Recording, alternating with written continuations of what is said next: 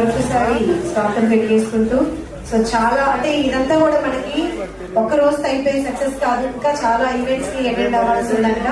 So అందుకని చేసిన ముఖ్య అతిథులందరికీ సన్మాన కార్యక్రమం ప్రారంభించేద్దాము.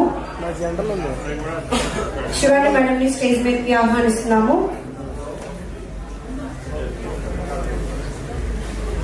సో చాలా ఫంక్షన్స్ ఉంటాయి, సో అన్నిటికి అటెండ్ అవ్వాలి అయినో. సో అందుకనే మన గురించి మనకే తెలుసు, అందుకే శివాని గారి కాన్సెప్ట్ ముందు పెట్టేశారు.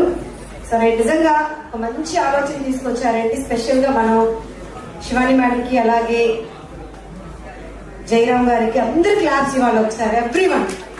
మళ్ళీ ఒక 5 minutes లో ఈ సన్మాన కార్యక్రమం ముగించేద్దాము.